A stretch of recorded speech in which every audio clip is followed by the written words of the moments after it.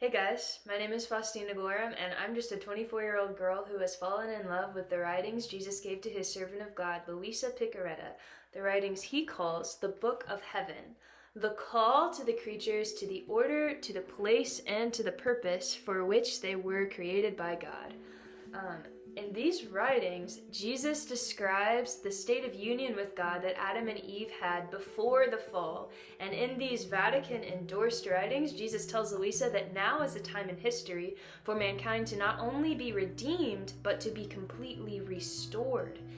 He tells Luisa that he has chosen her to be the first soul born in original sin, to be able to enter back into the state of original justice, and that after her, any of us can enter once again into this great gift as well.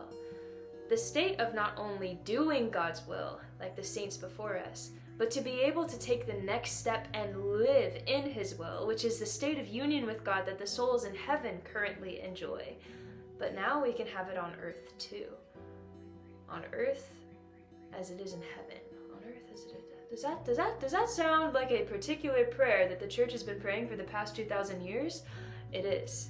Jesus tells Luisa that this gift of living in the divine will is the ultimate fulfillment of the Our Father prayer. Thy kingdom come, thy will be done on earth as it is in heaven. That prayer will not be prayed in vain. It will come to pass, and it has already begun to come to pass in Luisa and in the souls after Luisa who take hold of this gift. In these writings, Jesus teaches us all about what this state of union consists of, how to dispose our hearts to be able to enter into it, and how to conduct ourselves in it. I found these writings just about exactly 4 years ago to this day, and they have radically transformed my life.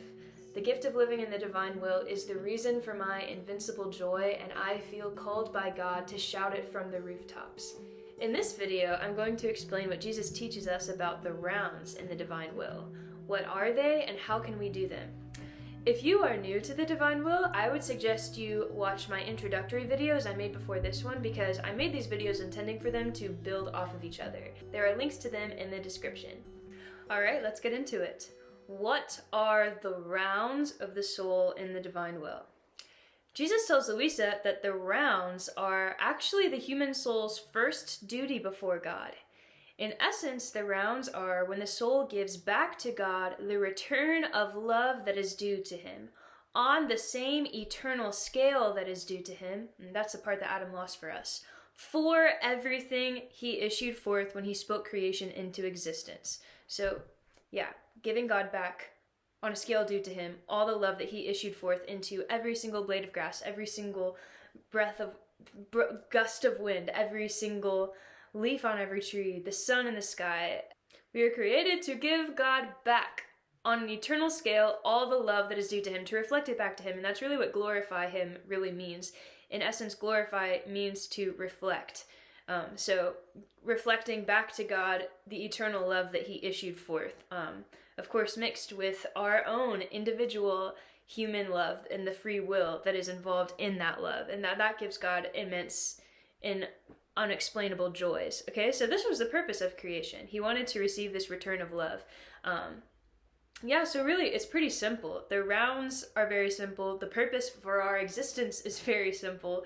We were created to simply exist within a continuous and ever increasing exchange of divine love with God.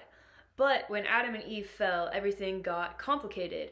The human will and the divine will became separated, and so the divine will living in Adam was the only reason he was able to give God an eternal, infinite love on the same scale due to him, because when the divine will left him, all the infinite, eternal power of the divine will left Adam. And so all that Adam could do was give him his tiny, little, minuscule human love, and not married and fused with the divine will. Even if Adam was trying to cooperate and live resigned to God's will, right? So he could still say, God, I love you for that leaf and for that flower, and God would still accept that as a gift of love from Adam, but it was not the divine return, the divine exchange of love, because the divine will was not fused with Adam, right? So yeah, that's what it means when the divine will separates from the human will, is that the human person is no longer able to love God in the way that is really due to God, in eternal love, right?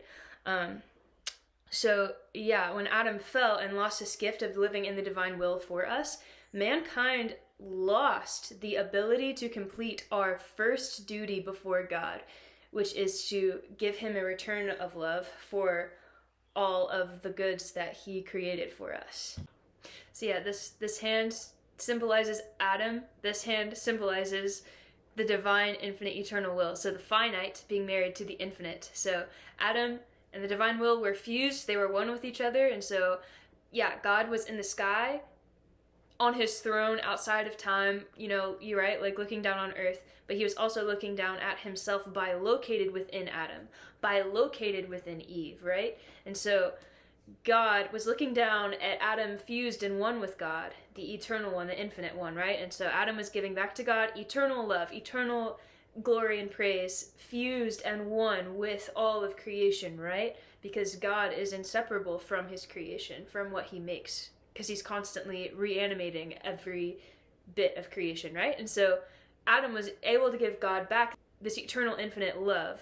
But then when Adam sinned, the divine will left him, and Adam was left on his own, a tiny, puny, frail, human, finite love. And yeah, Adam and Eve, they repented. They never actually sinned again. They loved God. They still did the motion of doing the rounds, of saying, I love you for all of creation, but it was not fused with the divine will. They were doing God's will. And this is all that mankind has ever known, right? Now, all that mankind can do is to try to do God's will to heroic degree even, but to not have that actual inseparability.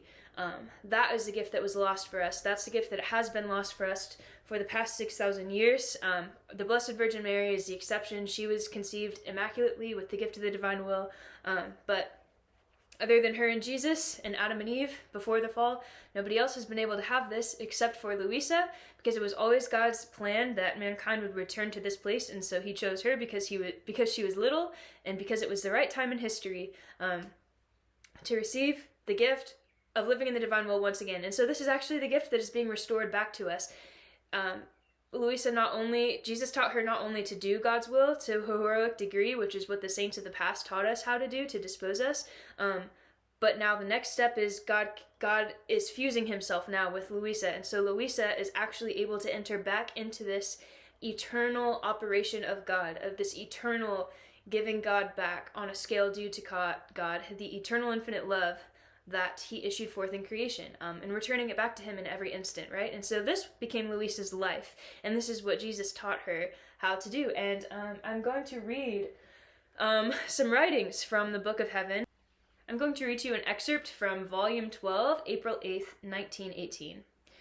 Returning to the point about living in the divine will, I, Louisa, was told that it was like living in this state of union with God, and my always lovable Jesus, in coming, said to me, "My daughter, there is a great difference between living united with me and living in my will." As he was saying this, he stretched his arms toward me and told me, "Come into my divine will, even for one instant, and you shall see the great difference." And side note, I interpret that to mean, like, he is showing her with her eyes the reality of the divine will, because he tells her she was always living in the divine will. She never left it. But yeah, this come into my divine will, he's just showing it to her, right? So she's having this vision, she's having this experience. Jesus is showing her what it is to live in the divine will. I found myself in Jesus. My tiny atom was swimming in the eternal volition. And since this eternal volition is one single act that contains altogether all the acts past, present, and future, since I was in the eternal volition, I took part in that single act which contains all acts, as much as it is possible for creature. I took part also in the acts which do not exist, and which must yet exist, until the end of the centuries, and until God will be God. And for these acts too, I loved him, I thanked him, I blessed him, etc. There was no act which escaped me. I took the love of the Father, of the Son, and of the Holy Spirit, and I made it mine, just as their will was mine, and I gave it to them as if it were my own. How happy I was to be able to give them their own love as though my own, and how they found their full contentment and complete outpouring in receiving their own love for me as if it were mine. But who can say everything? I lack the words. Okay, so there's two things I want to focus on with that reading. My tiny atom was swimming in the eternal volition, and this eternal volition is one single act that contains together all the acts past, present, and future. Okay, so also when you hear the word volition, it means will. Volition means God's will in motion. Okay, so Louisa is experiencing in this vision, in this manifestation, that she is like a tiny little atom that is swimming in God. And there are other writings where she also describes that it's like she is a drop that diffuses, right? When you hear the words, I fuse in the divine will, you will hear people say that. And what that means is what she's describing here, like this understanding that when you are in the divine will, your soul is like a drop of water that is put into the wine, right? And it diffuses and it becomes one with the wine. And so the water is one with the wine. The water is diffused and enters into everything that the wine is, right? A drop of water becomes one with the infinite ocean, right? A drop of water becomes one with the ocean when it's dropped into the ocean. And that's the same way this union that we can have with God, with the divine will. It's like our soul drops into God and into everything that God is and fuses and becomes one with him, right? Even though the drop of water itself is still just, as she says, a tiny little atom. We are so little, we are so small, but God allows us to be dropped into him, and that fusion takes place, right? We become one with him. And the next thing to understand is that what it is that we are becoming one with. I wanted to focus on, I took part in that single act, which contains all acts. So the thing to understand about God is that when he created the creation, he lives outside of time, right? And when he spoke and said those words, fiat lux, let there be light, he created everything all at once. We experience it in the sequence of time, right? But that's just how he created it for us. He created time for us to be able to experience a progression of growth, a series of events, but in reality, there is only really one act. This is very much a mystery that it's hard to wrap our brains around. We'll never technically be able to fully wrap our brains around it, but the infinite eternal one contains everything. Like, God only ever does one thing, one act. It looks and it appears to us as though he does this, and then he does this, and then Jesus came, and then Jesus did this, and then Jesus did that, and this is how we experience it in time, or even just looking outside. Oh, the wind is blowing that way to the left now. Oh, and now that bird is chirping, and now the bird is flying, and now the bird is singing, and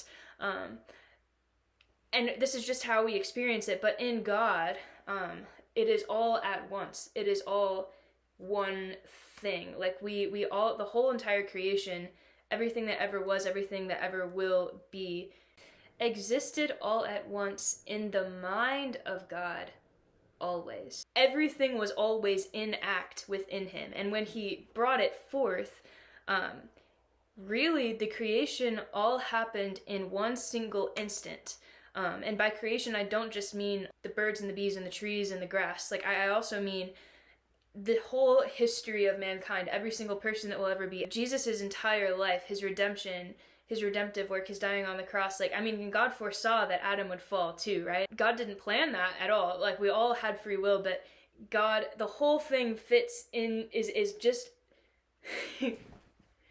God foresaw our sins and already had the solution planned, and it existed in his mind from all eternity, instantaneously. Everything is one single act. We just experience it in time.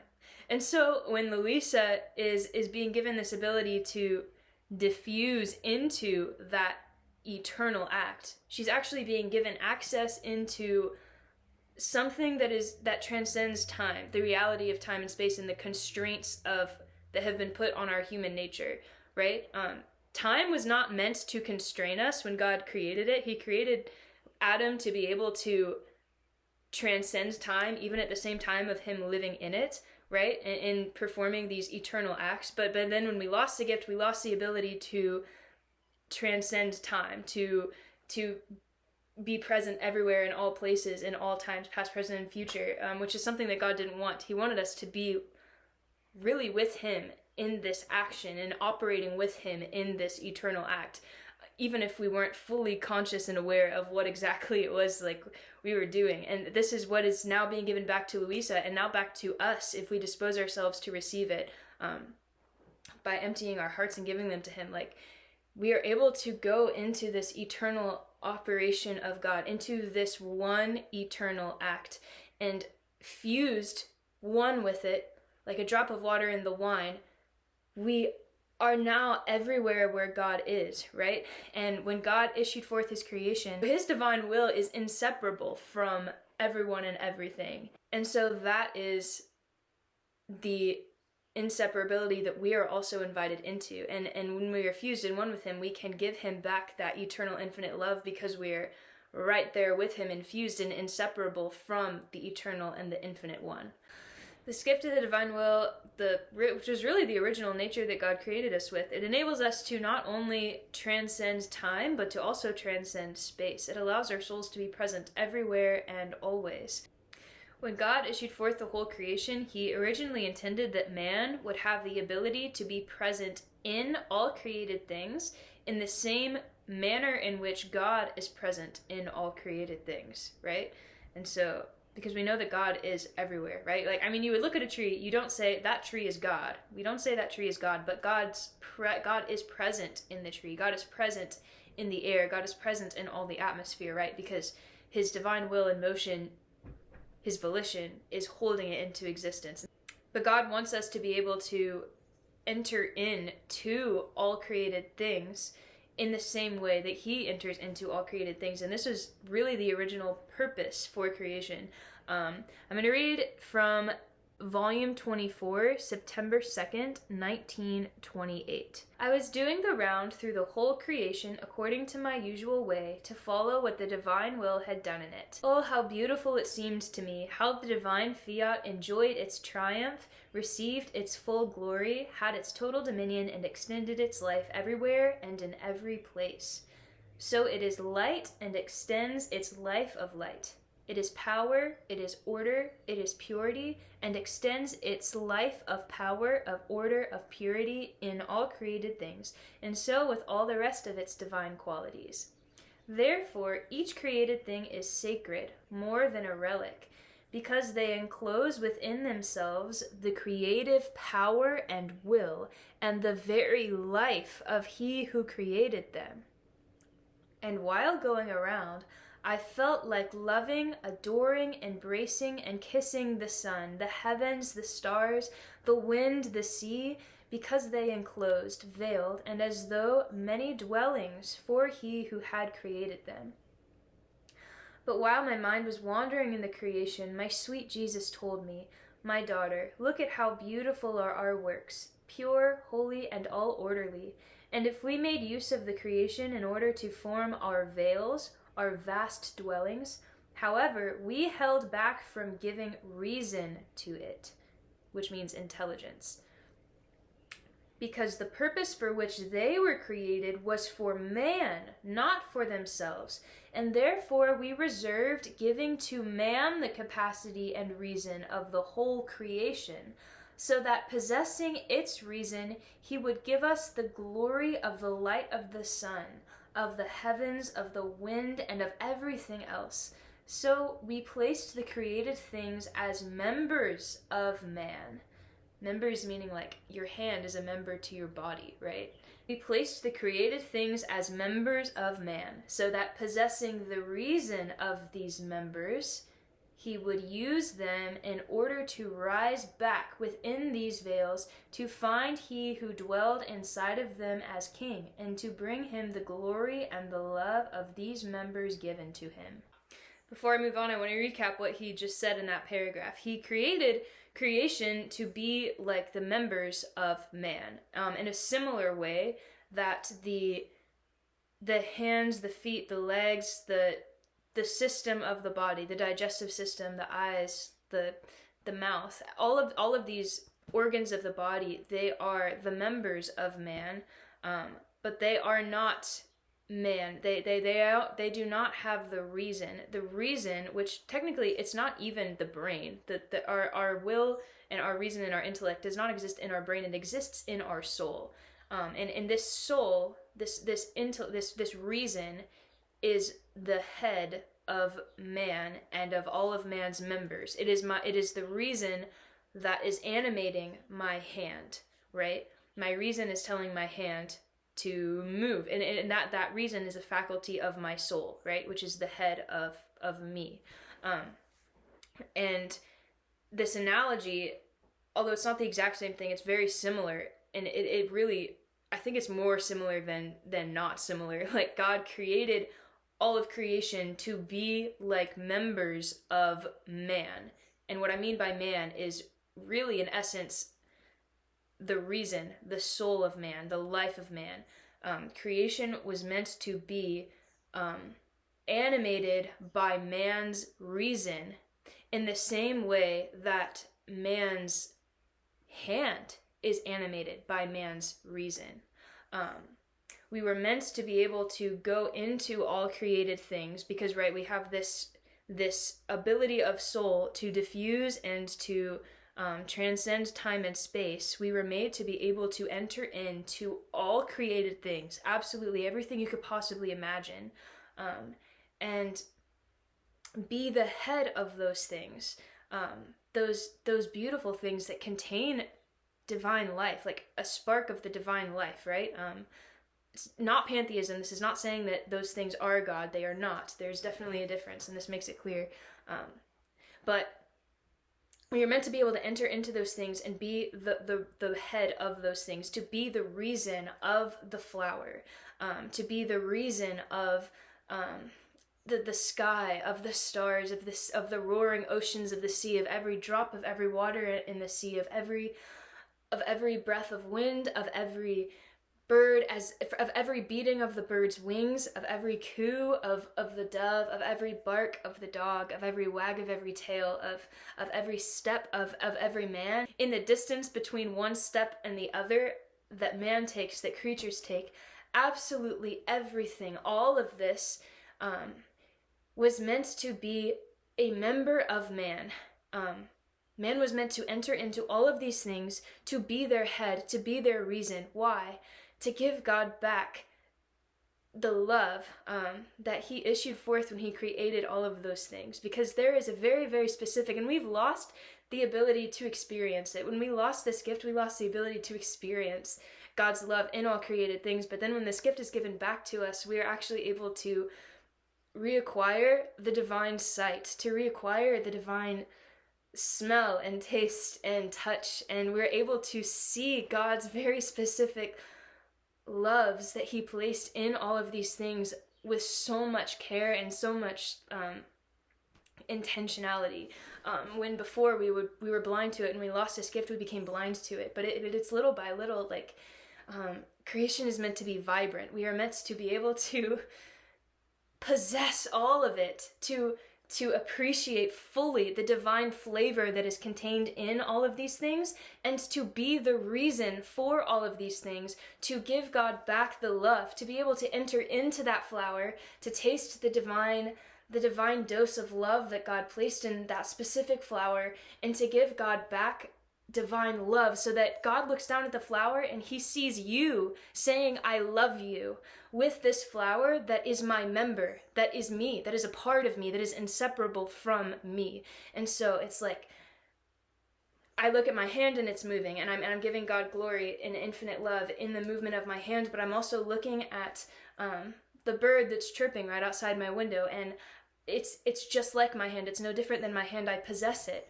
I take possession of it. It's mine. My soul bilocates into the bird and is the reason of the bird, so that I can give God back that glory, inseparably from me, inseparably from God. That's in essence what this is. This is what the rounds are, making your rounds in all created things. And this is the reason why we were created, and this is the reason why all created things were created. They were created to be our members. All right, now I'm going to continue on with this reading.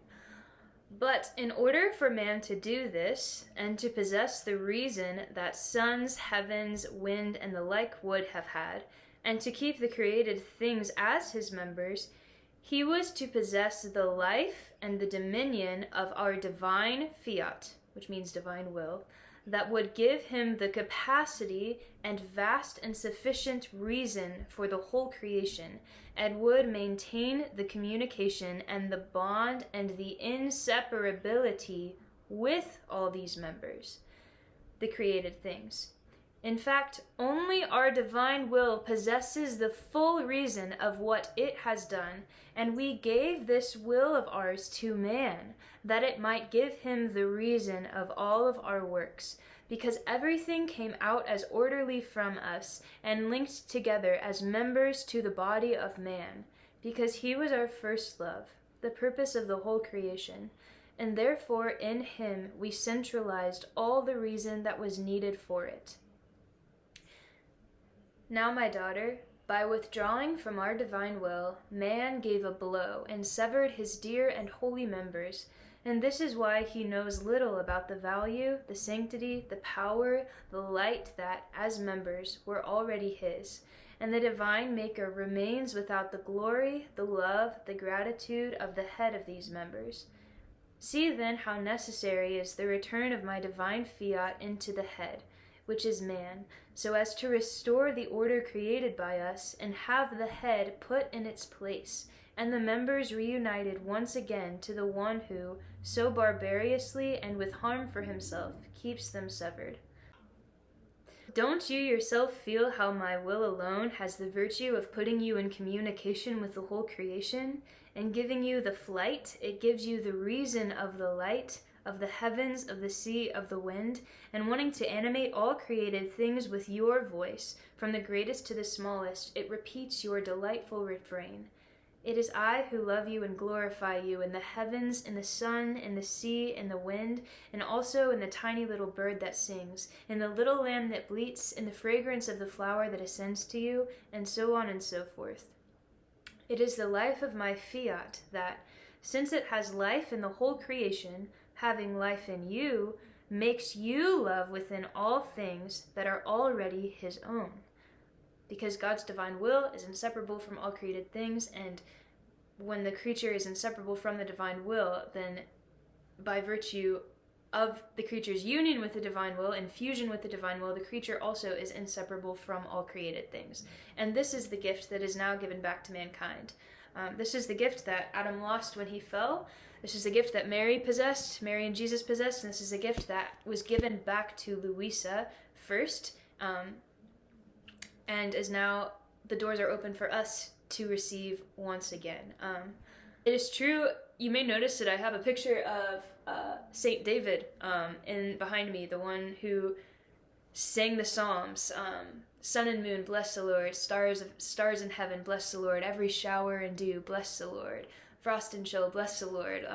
This litany of love in all created things. Or Saint Francis, he had similar experiences. Some of the saints started to have, some of the saints who were really intimate with God, they had an experience and an intuition of the reality of this, yet Jesus does make it clear to Louisa that these saints, even when they're praying these rounds, you could say, that the Psalms really are, that they're rounds of creation, like telling creation to bless the Lord. Like, David had the intention to do this, and God accepted that prayer as a gift of love from David, right? But this gift was not actually given to him because it wasn't the right time in history. He was not actually able to transcend time and space and bilocate his soul into all created things, to be present in all created things, literally in the same way that God is present in them, and also to have all those created things present within him as his members, right?